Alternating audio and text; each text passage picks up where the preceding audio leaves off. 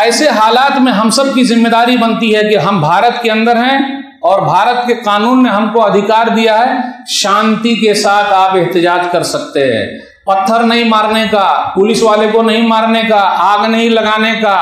چیخنے چلانے کا نہیں، شانتی کے ساتھ جہاں جہاں پتھر بازی کیجیے گا، پتھر کھائیے گا، جیل میں بند ہو جائیے گا، وہ نہیں کر سکتے۔ ہم کیس کریں اور بھارت سرکار سے آگرہ بھی کرتے ہیں کہ جلدی سے گرفتار کیا جائے، پھر اسی طریقے سے باہر کے لوگوں نے بھی اپنے آپ سے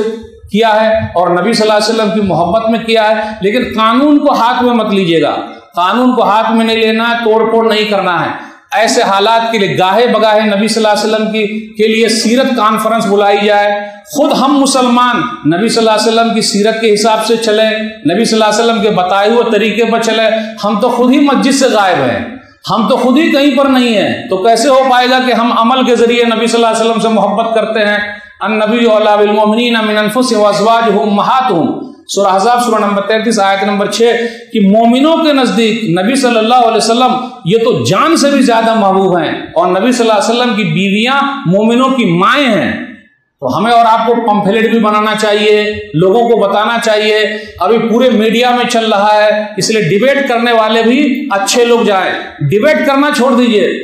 ارے جہاں بند کر دیں گے 2-3 مہینہ خود بخود TRP ان کا گر جائے گا، گودی میڈیا، دلال میڈیا، بکاؤ میڈیا خود بخود بند ہو جائے گا۔ کائے کو ہم اور آپ جا رہے ہیں؟ اور جاتے ہیں سب مرغا لڑا کے اور چائے پی کے چلے آتے ہیں۔ پلیز وہ لوگ جائیں جن کو پوری جانکاری ہے۔ تو یہ سب باتیں ہیں جو میں نے آپ کے سامنے رکھی۔ اللہ سے دعا ہے کہ اے اللہ لوگوں کو سمجھ دے دے، اے اللہ جو پریشان حال ہے ان کی پریشانی کو دور کر دے، نبی صلی اللہ علیہ وسلم کی سیرت کو اے اللہ پوری دنیا میں تو عام کر دے، ہم سب کو نبی صلی اللہ علیہ وسلم کے طریقے پر چلنے کی توفیق دے، نبی صلی اللہ علیہ وسلم کے بارے میں لوگوں کے اندر جتنی غلط فہمی ہے اللہ تو خود اس کو دور کر دے، اور اسلام کا پیغام پوری دنیا میں پہنچا دے، آمین۔